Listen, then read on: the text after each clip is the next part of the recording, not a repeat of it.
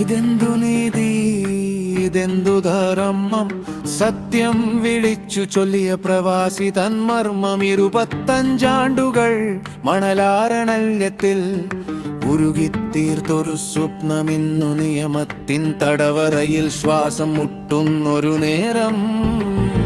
കൈമാറിയ ചെക്കിൻ പൊരുൾ നാവുറച്ചിട്ടും കൈപ്പറ്റിയ പണത്തിൻ കണക്കുകൾ ബോധിപ്പിച്ചിട്ടും കൗണ്ടറില്ല എന്നൊരൊറ്റ സാങ്കേതികതയാൽ നീതിതൻ വാതിലുകൾ എന്നെ നോക്കി കൊട്ടിയടച്ചു. മധ്യസ്ഥനായൊരു മകൻ വന്നു വാടക ചോദിക്കാതെ മാഞ്ഞു തകർന്നു കിടന്നൊരാ കെട്ടിടം. ലക്ഷങ്ങൾ മുടക്കി ഞാൻ ഒരുക്കി ബാധ്യതകളെല്ലാം വീട്ടി, നികുതിയും ബില്ലും സ്വയം കെട്ടി. ഒടുവിൽ മനപൂർവ വീഴ്ചക്കാരൻ എന്ന മുദ്രയേകി വികൃതി.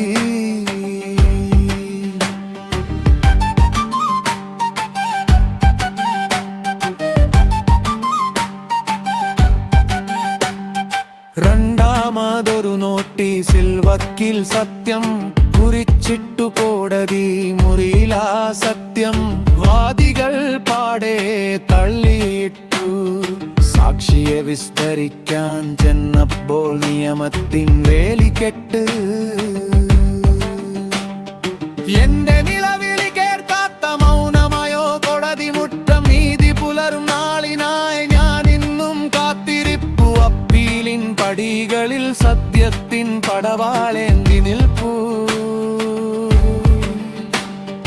ഉപജീവനത്തിൻ ഏക കവാടം കാത്തു നിൽക്കാൻ മേൽക്കോടതി തൻ തിരുമുറ്റത്ത് നീതി ഞാൻ